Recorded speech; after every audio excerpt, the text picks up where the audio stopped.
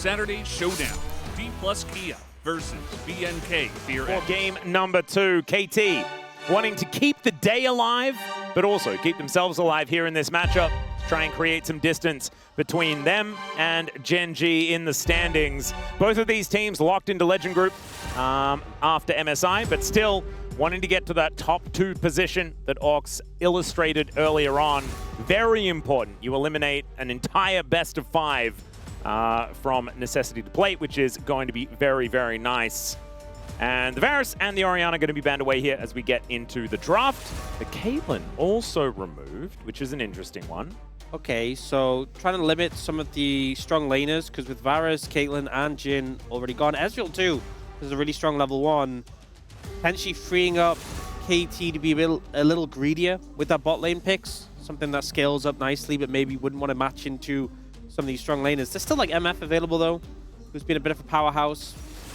But for now, it's going to be that Rumble coming through in terms of bans. Cassiopeia still open and available. I think that's a big one. That stands out to me. And Gen.G have second pick this time around. It is just going to be your stock standard looking draft. Blue side on the left, second pick on the right on the red side. So no worries there. I think Cassio probably still should be banned away unless Chovy has a pretty clear answer to it. And maybe he does. The Lucian is going to be the decision. I think Lucian Milio, definitely the sort of 2v2 where you imagine not wanting to play into Caitlyn. So maybe thinking that KT wanted to prioritize that. Cassiopeia is just going to be the first pick. We've been seeing this more and more. A very strong pickup for BDD. Yeah. And we'll see what Chovy wants to play into it. And Nivea gone, which we've sometimes seen into the Cassiopeia, because obviously she needs to be within a certain range to deal her damage, and Nivea can control that when it comes to team fights, but not going to be an option here. I imagine Gen.G might put prior towards the bot lane here. Ashe Seraphine makes a lot of sense, considering a lot of bans to the other strong combos.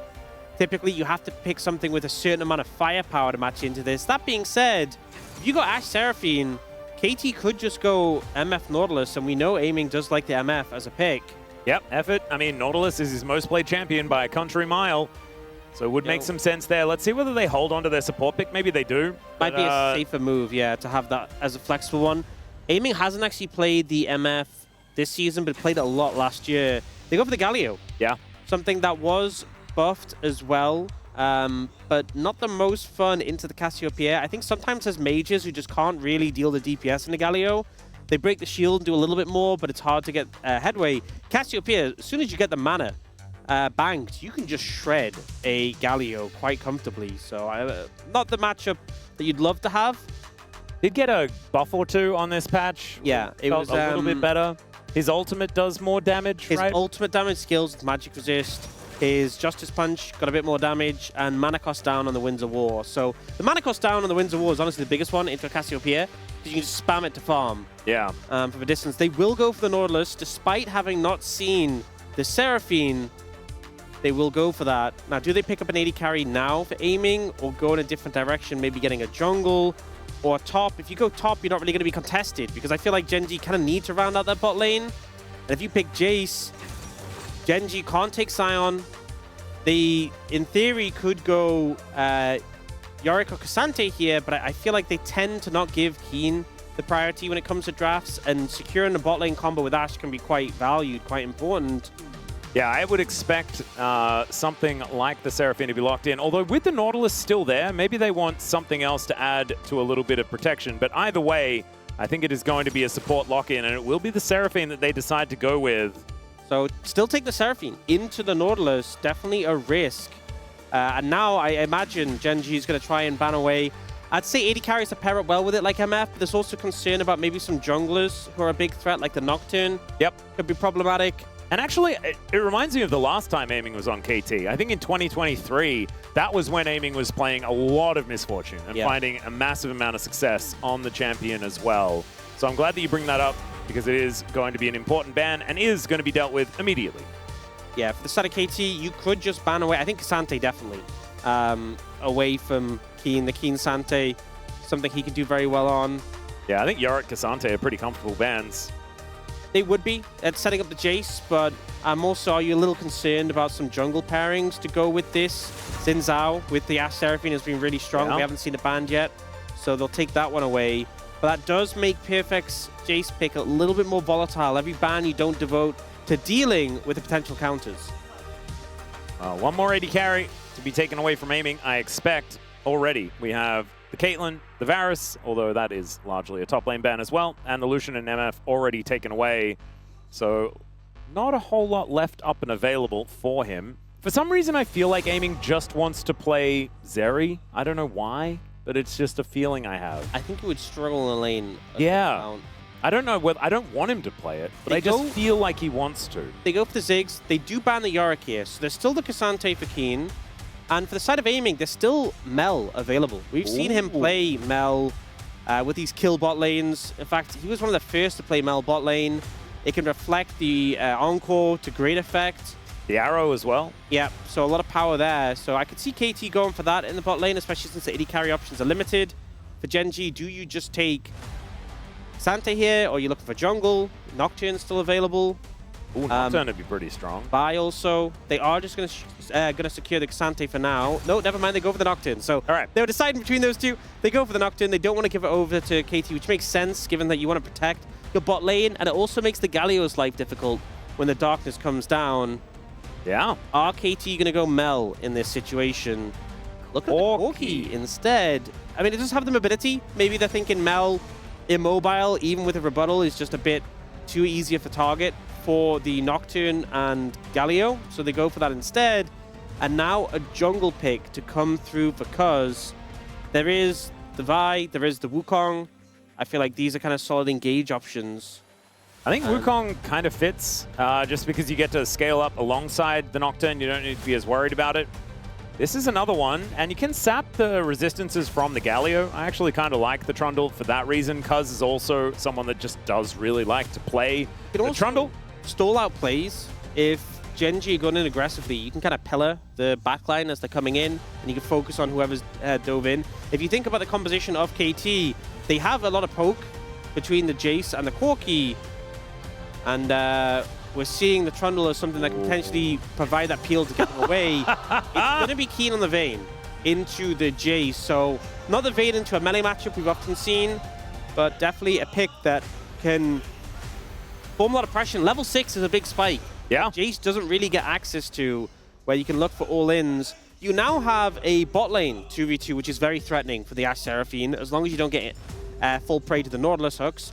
And you have a top lane where you're hoping that Keen finds success. And then you have double global mid-jungle. This game for Gen.G is very obvious. You are looking to move to the side lanes, snowball them, get them ahead, and play through that pressure. For KT, you are hoping to scale up a little bit more and lean into poke in the mid-game, I think, with that Jace, with that Corki, and then just try and explode the squishy backliners. Yep. I think is the game plan. And when they try and dive in on you, you can then just press Petrifying Gaze and things will be a little bit better. But I'm just hoping we see a difference in the playstyle and the mindset here from KT moving into this next game. Tidy it up a little bit, get that communication a bit more crisp, and learn to just call it a day if the play doesn't work, instead of doubling down and losing the game, which is what we saw in game number 1. Definitely some more intelligent decision-making would be what we'd like to see.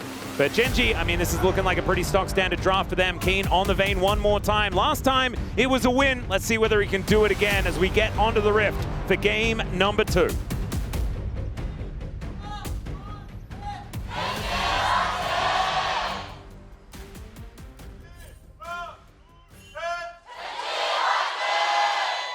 All right, as you can hear, Chijijik Lolpark is absolutely full to the brim here for our second series of the night.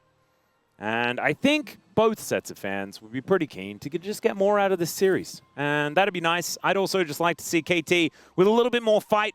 As yes, they were able to get 2 turrets in the last game, but maybe some more than that would be good. I do think you said both teams pretty keen. I think Gen.G's a little bit more keen. Ah, just inherently? Yeah. Their top laner? He seems pretty keen. Yeah, he is pretty keen. He's been keen for a while. Okay, this is kind of the problem with this bot lane matchup is... Bad puns? Not specifically. Ah. But you're going to get poked out heavily, and the only real recourse is finding an engage. But there's some worrying things about the 2v2. So aiming's taking cleanse, which A lot of value from that at level 6. But without the barrier, it means that when you go for those heavy trades, Gen.G are going to win even harder than they already were. See, aiming gets poked out there. That might be in a situation where he would have just popped barrier to soak the damage. You don't have that option. And on top of that, no ignite from Effort lowers the kill pressure as well. So already they're on the back foot. I don't think this is going to change anytime soon. There's like a moderate amount of burst between these two, but you're not going to one-shot Ruler and Duro from full HP, and then they'll just run you down with the slows from the Ashe, with the flurry. This is not a fun time in this lane.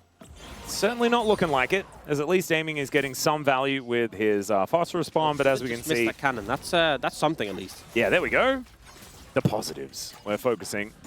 As Ruler is probably going to grab the first plate here on the very first crash, and that is going to put them ahead by a decent chunk here after the first few moments. Like, we're only level 2, and already Gen.G are starting to really put the pressure on. Cuz is also pathing topside.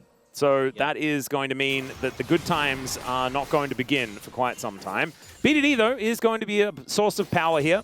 As Chovy, first Galio of the season, but we know that Chovy's Galio is notoriously massive win rate at the moment. Yeah, we do see him go the... Oh, that is a tough loss streak. That is a spread of players. It really is. 7 out of 10 have played it and lost. Yeah. Everyone's still trying it and they're not working out. Oh dear. Effort didn't want to miss that one.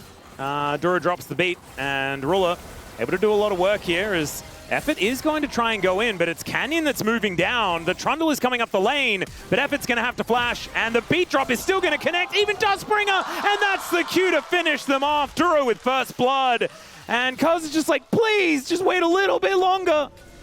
As he is going to be able to interrupt Canyon's back here, aiming with a bit of damage, has stuck around, but Canyon will survive as he just wanders on away. Yeah, doesn't flash, holds confident he can get the fear up and get away. So this lane, I expect to be pretty heavily favored towards the Cassiopeia. That was just not teleported. Pretty heavily favored to the Cassiopeia. And yes, BDD just teleported and lost all that help. That is... I thought that that was going to be like a play that would be made by Chovy while, like, you know, he hadn't teleported yet. But no. Okay, what happened here though, Ox? It was a miss on the hook. Yeah, the Dredgeline missed, but even if it hit, aiming's low mana. I just don't think you can kill them, and if you aren't killing them, this is what happens. They run you down, you get a little bit of extra help from Canyon, and the execute damage from Duro on the Q. It's one of these lanes where you feel frustrated because you're playing a Nautilus, you want to engage, you want to find the angle. Sometimes there just isn't an angle. And as I said before, I think the Summoner spells didn't really help them out in this situation, so they have been put on the back foot here. I also want to mention Chovy's gone the Storm Raiders Surge, which did get buffed on this patch. More speed and a bit of extra duration. I think of all the champions, Galio can be pretty good at just dealing a burst of damage of someone's HP. And then utilizing the movement speed quite effectively. It will kind of depend how much damage he builds and how fed he gets. I'm certain he'll build Rocket Belt at some point. Yeah. This is Chovy. I imagine it might be item number 1. You can see he does have an Null Magic Mantle, but it's okay. That can be Merc Treads, and then he can build Dash Cannon. Yeah. I mean, it depends whether he wants to go more AP heavy or be a bit more bulky. We often see that the MR Sunfire item, I forget what it's called. Yeah, that thing. Yeah. First item on the Galio for wave clear and just that bit of resistances into some of the tougher matchups. For now, though, we see Canyon starting up the Dragon. Chovy getting pressured here. This is how I normally expect the lane to go. Yeah, exactly. This hook is going to connect as Cuz moving forward. Canyon, unperturbed, will just be staying on this Drake, but maybe he's going to lose it. There's the flash in, steals the Drake away, and now Canyon, that spell shield did nothing. He is just going to die. Aiming, delivered a kill, and KT, their first kill of the series, and it's early on in game number 2. Big reward there. Cuz able to get that kill, able to pick up the Dragon and the Scuttle Crab. He's in a fantastic position, considering a bit of a slow start for KT in the bot lane in particular. Now looking for Chovy, he's so low. Oh dear, there is the Subjugate, and yeah, he's just gonna go down. Cuz able to pick it up even after the flash. And that is multiple wins all over the map here for KT. That's the start you need. And they see Canyon on it, they see him low. The fact he pillars him away from the dragon, because the dragon's health was low enough that one auto and a smite would have secured it for Canyon, but he pillars him, separates him from the dragon. Beautiful pillar placement. And then here as well, gets the bite off, can't flash auto attacks. Yeah. So just some beautiful play. Honestly, okay, here's my spiel, right? All right, please, spiel me. People think of Trundle as a pretty straightforward champion, and he mostly is. As Keen nearly gets one shot. Wow. But there's one thing with Trundle is the pillar placement. If you're precise with it, you can get like just massive airtime if they're close to the center of the pillar. And I feel like when you see pristine pillar placement, it's such a hard thing to do when people are moving around. You can interrupt dashes with it, which is crazy, not easy to do. So it's the same as a Nivea wall, right? Like any terrain placement can be used like that. Yeah, and the thing is, so I think Trundle has a low skill floor, but I think the skill ceiling is so high, because if you were just like flawless with these pillars, you'd be on another level. And because demonstrating that with the divide for Canyon and the Dragon. I mean, we did have Trundle support for exactly that reason. The only thing Trundle support did was pillar. Yeah. Would you believe I was a Trundle support enjoyer back in the day? I would absolutely believe it, because everyone had to be, because everyone had to play it. It was pretty common, and we can see why with Cuz's play. That is going to put KT in a very good position, almost 1,000 gold in the lead, but they're not out of the woods just yet. That's the problem with facing down this comp that Gen.G have put together. They hit level 6s and things like this. They can overload side lanes in the blink of an eye.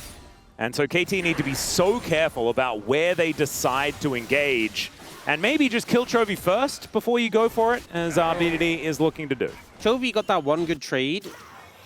Didn't really change the state of the lane. Oh dear, he got yelled at as the Twin Fang is going to come on through. Justice Punch moves you closer to the bad guys for a few moments, and that is enough moments for BDD to get a solo kill against Chovy and grab the plates. That's going to be 1,000 gold lead here for the Cassio earlier on in the game, and we've seen Cassio bans throughout the day, and you can see why. As the hook comes down, the observers don't even want to watch, because they were worried about what was going to happen. As it turns out, it's just disengaged. Yeah. All right, Jonas. Still hard to find the angle, and the Nautilus staying in melee range against the CC that Ruler and Dura have now is dangerous.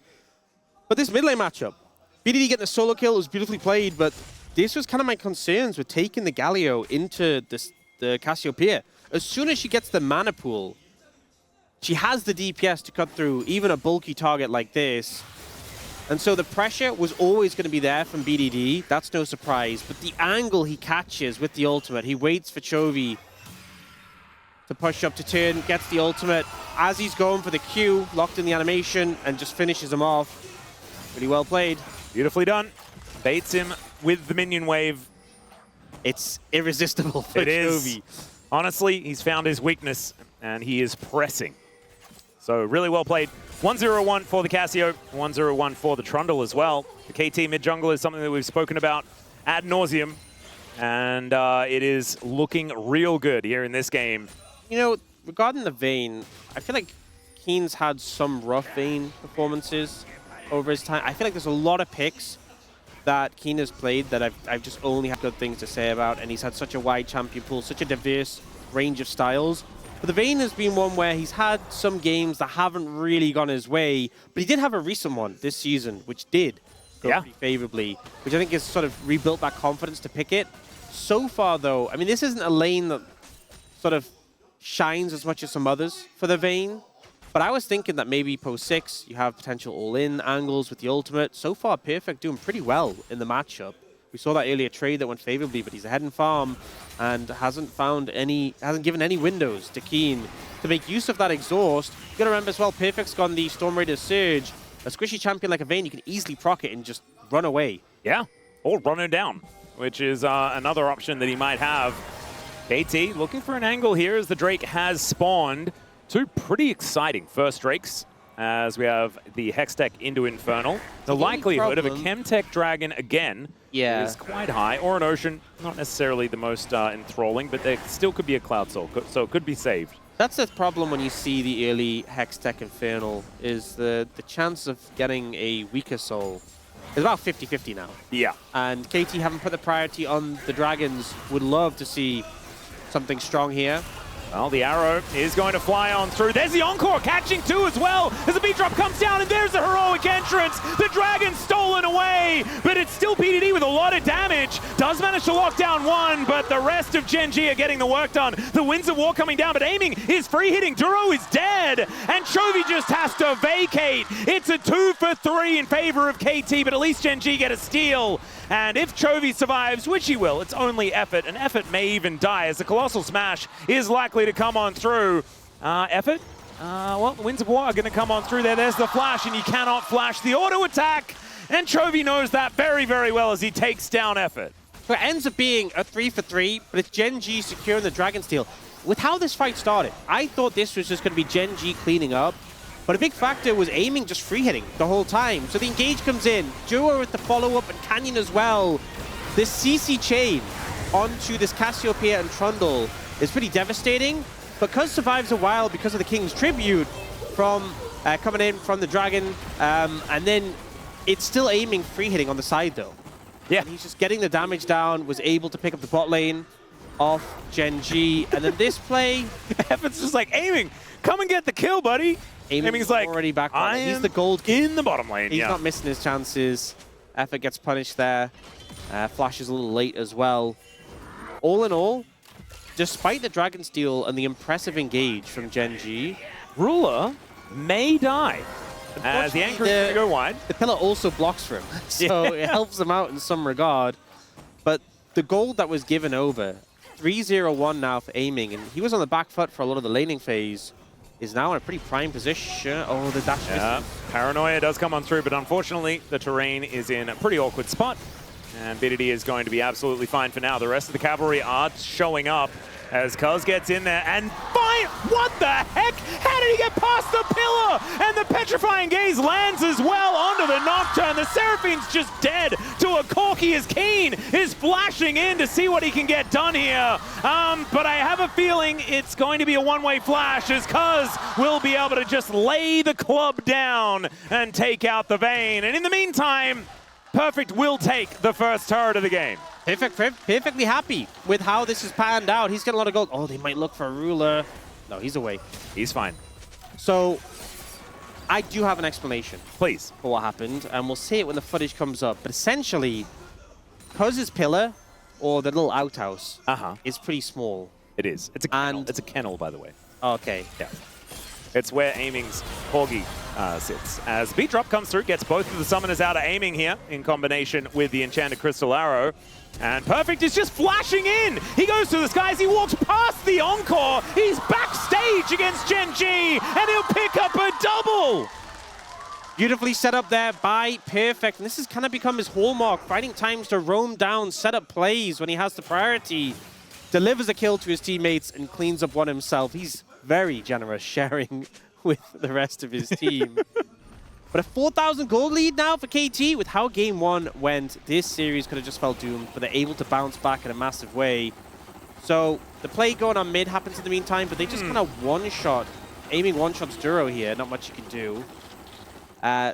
This is the play later that we just had, where aiming is able to dodge away from the CC.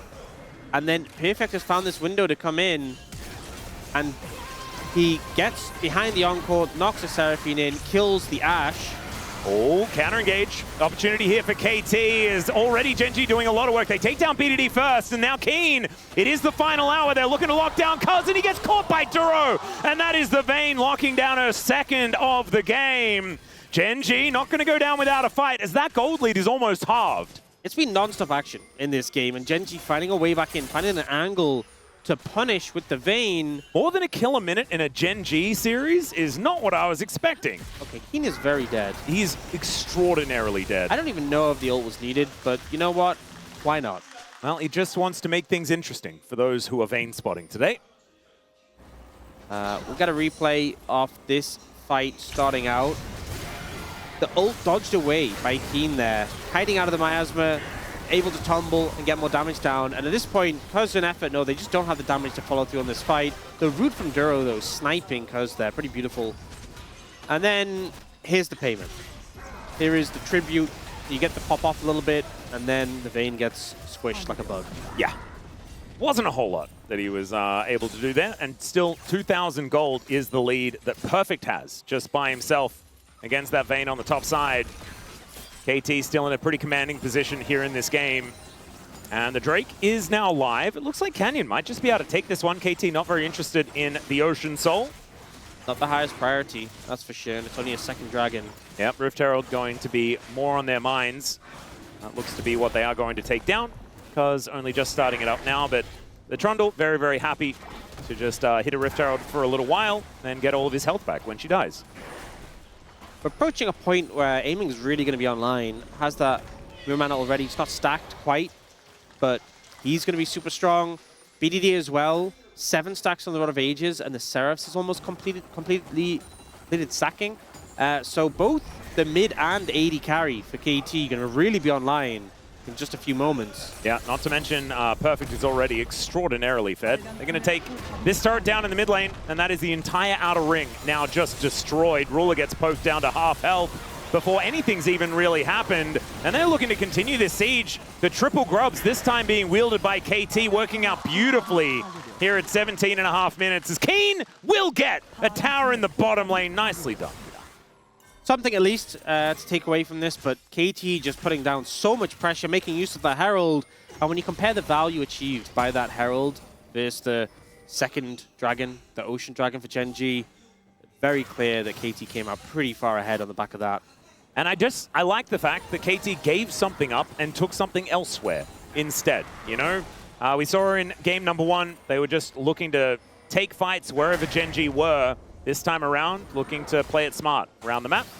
And it's a better look for them as BDD comes up towards the top lane to clear this one out. And will be able to do so. Does get the transformation on his Seraphs. Aiming, like you said, very, very close, like 30 stacks away from the Mirror Mana. And a little bit further away is Perfect, but he'll get there pretty soon as well. As Keen, he will relentlessly push side lanes. That is what this Vayne is going to do. I just don't know whether it's going to be a better experience as this game goes on or not, as Perfect is very, very strong. Oh, he is. I feel like we have a lot of Jace games this season where it just hasn't really delivered, hasn't really popped off in a meaningful way. Now we're getting the Jace really coming out ahead. And you got to remember, Gen.G could have gone for the K'Sante. Or anything. I think they deemed it, they were like, look, are we going to lack damage if we go K'Sante with the Galio Nocturne? But now they just have a massive disadvantage in the top lane, which isn't much better than lacking damage, because yeah, you're just behind. All right, now, 2.5 minutes on the Dragon. We do have some milling about in this bottom side river. I don't think there's any reason to really fight for anything at the moment, as unless you just want to get some preemptive Banana Brush vision, which is what KT are going to do now. I mean, getting control, contesting camps, definitely worth doing. Ooh. Anchor from Effort, doesn't get on top of Canyon there. Holds onto the depth charge, though, for now. As Chovy is scanning for threats, and there are a lot in this game. As the Baron is now going to join us in 10 seconds' time as he swims on over. Arrow. Okay. Goes through the acceleration gate, kind of like getting a goal. Yeah. Doesn't get accelerated, though. No. But does just fly away. That would be a funny interaction if you could even, like, accelerate other things and even your opponent's things. Oh, if it wasn't limited to, like, the Jace queue? Yeah. Imagine how broken support Jace would be. Oh, it'd be so good, though. Oh, that'd be obscene. Trundle was a support just for one ability. Why can't Jace be a support just for one ability? I'm certain he could. The super mega fast Enchanted Crystal Arrow, as Duro is going to get yelled at, but actually manages to run away. Okay, survives. Scary situation with the snake. And now, Duro's the one who wants to be setting up vision, getting the wards down. Going to be difficult for him to approach it. I mean, they bodyguard him. He gets a control ward down. But look at the DPS already on the Baron. They will pull away. They don't want to risk it. Canyon can very easily get into the pit. They get the teleport at this point. Teleport from Keen going to be used, so KT do get something from it as well, because he doesn't have the base teleport. He has exhaust. Oh yeah. So his TP is super long cooldown. Now just going to be moving back up towards the top lane, actually joining Chovy, which is an interesting one. Chovy is probably just going to go for a bit of a reset. Never mind, it's Chovy go for a reset. He's going to take the wave. And Canyon does complete his Stride Breaker, so 2 items are now done for the Nocturne. And Gen.G with a little bit of respite as KT went for a reset themselves. But still, a whole lot of vision for everyone on this Baron for now. And the gold lead has not really changed very much at all over the last 10 minutes, which I guess you could say is a good thing for Gen.G, as they're going to look to take some of this crystalline overgrowth down. And, oh, never mind. They're just going to destroy this inner turret. And now there's a teleport from Chovy to his death, possibly. He is relatively tanky and does have his dash cannon now. So at least that's going to help him survive. Keen finishes off this outer turret. But they lose an inner, so the trade is up for KT. Yeah, so Gen.G lent towards the top side of the map, got some vision down there, and got this turret, thinking that, hey, KT, you're going to take the dragon. Not much we can do about it. We also already have two. It's fine. But that resulted in a situation where KT just went, fine, we'll just take a tower too. We'll take an inner and then move on to the dragon. And the thing is, they're okay spending that much time on the bot side of the map because there's just not much risk of Gen.G starting up the Baron. Getting trapped in that pit would be an absolute death sentence. So ends up being a trade of towers and KT pick up their second dragon. Oh, Arrow going to connect here onto Perfect as he flashes away from Chovy. Not wanting to mess around at all with that one. I appreciate it, but it was a cute little play there from the Ashe. I think fishing with the Ashe Arrow, definitely a good way of getting back into the game. But obviously, every time you don't land it, that's a period of time you're going to have to go without it. That's a, if you're not able to make the play, get the kill. The flash, at least, is something to pick up on, so that's a positive. Might be able to make a play against a Jace in a side lane, perhaps? Yeah, definitely an angle with a Nocturne. That's a viable strategy. Right now, though, KT is setting up vision around the Baron area, and they can honestly just poke on the back of the Corki and the Jace. They are moving Perfect over, and they're clearing out a lot of this vision that Gen.G worked so hard to put down. Yeah, and they haven't actually found this ward in the red pit as well, so they're going to see Canyon moving over. They do get the Scryer's Orb down, as this Baron going down lower and lower. Gen.G are all grouped up, and it looks like KT, they don't want to risk this as the Baron almost fully resets, but Gen.G are actually just going to pick up the aggro. And now the miasma is down, no tumbling for Yukine as he walks off, flashes away, and will be able to get himself to relative safety. Now the Baron belongs to KT, as they're the ones that hold on to the aggro. As the arrow back off cooldown, hits the Jace one more time. No flash on him, and he's taken out. Ruler going to grab that kill as they go 1 for 1. And the jungler is now dead, Cuz now just backing away. 4 versus 4 here. But without Perfect, I feel like KT lose so much of their firepower. They definitely do, but Gen.G without a jungler have to be really cautious. They don't give up too much space around the Baron. You can see Chovy, he's fishing here. Oh, Well, that's very aggressive. wow, yeah, that was certainly an aggressive move. Flashes out of the way of the anchor. Cuz is there with a pillar, though. Keen shows himself. Let's see whether Chovy can actually escape as the heroic exit is denied. There's a Nautilus. He has all the CC he could ever want. And with Canyon dead for another 8 seconds time, Chovy now freshly taken out. No ulti, no teleport. This could just be a free Baron over to KT unless Gen.G can find some absolute heroism. Yeah. But I don't think it's going to happen. Let's see whether they can find it as a bunch of buttons are pressed and Cuz just lines it up and puts it in. Canyon didn't even have ult, so just no way he can get there in time. A big mistake from Chovy, if I'm being honest. Didn't expect to see that many people there, and on the Galio, you just cannot escape from a Cassiopeia who's running you down. Keen gets caught by the miasma. BDD making a huge impact there. And then the ensuing play, Gen.G are like, he is a flashless Jace, we can target him. It's good arrow from Ruler, but look how quickly the damage comes down on the Canyon in reverse. Just gets shredded. This is kind of the strength of KT's composition. Someone dives in, you focus them down so quickly. And then here, Chovy didn't think there was as many people here. And you could tell this caught him off guard. The BDD was there just to put damage down. He flashes the dredge line. But the ult gets stopped, but you can tell he's a bit panicked because he ults Keen, which means he would have moved about 2.5 meters. Yeah. Even if it'd gone off. And for those unfamiliar with metric terms, that's not very far. Yeah. That is definitely not very Just to go on with a conversation from the previous series. Yes, it was not very far at all. KT now setting up for a bit of a siege, utilizing their Baron as the arrow this time not going to find Perfect. Yeah, 3 out of 3, not gonna happen. As Perfect manages to dodge that one. The inner turret going to fall in this top lane. That is the entire inner ring removed. Gen.G, I mean, they are still pretty scary if they can land everything.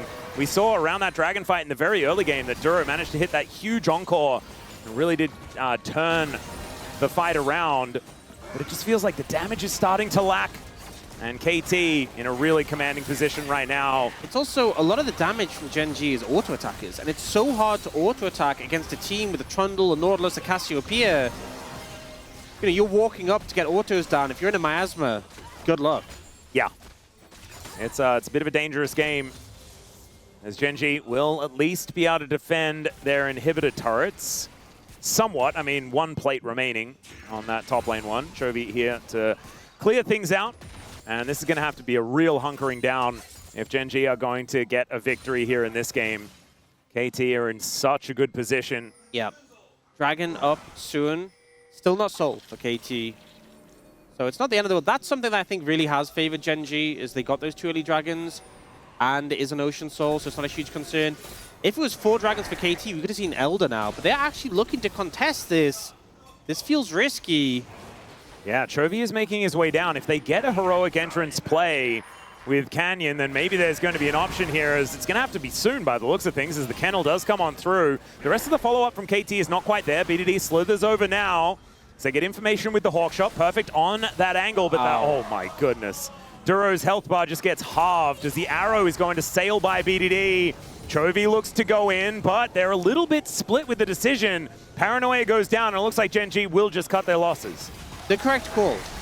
I don't hate the Gen.G fished for a play there. I think if you found the right angle, then go for it, absolutely. But I am so glad that they were willing to drop the dragon.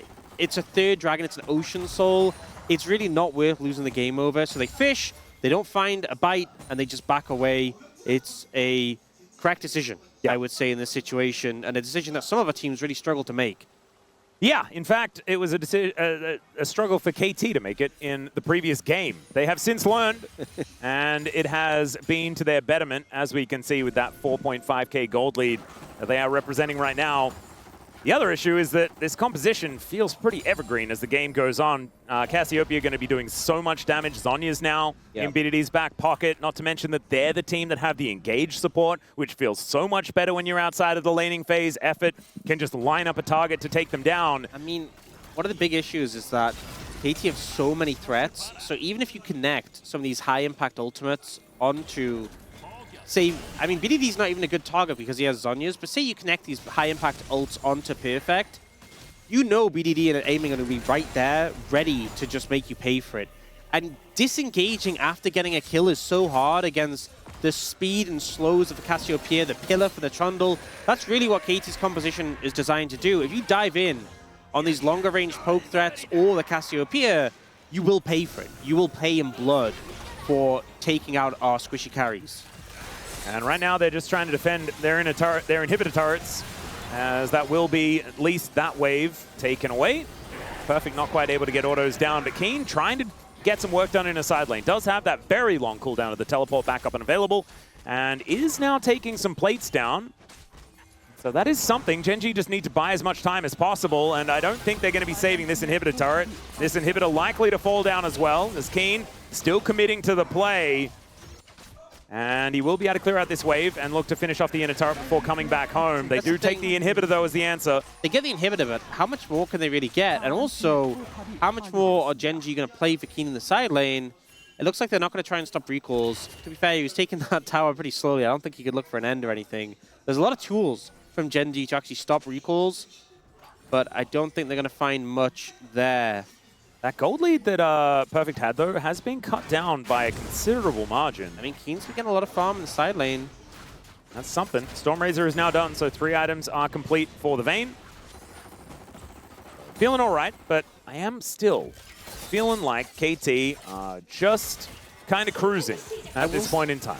I think there's some difficulties with Gen.G approaching KT's composition when it comes to fights, but in terms of the gold advantage, it's only 4,000, and half of that is on Cuz. And I feel like the Trundle in these later fights, it's a lot more about the utility. Like, him having 3 items and being able to chomp people is nice, don't get me wrong, but I feel like the Trundle's value as like a bruiser has fallen off a little bit as the game has gone on. So, yeah, if there's a 2k gold lead on aiming, it would be... Yeah, how much gold did that pillar cost? Yeah. Not very much. Like, if you had that 2k nice lead on aiming, it could be a different story, but I think Gen.G still in with a fighting chance here. Now, KT trying to set up a play.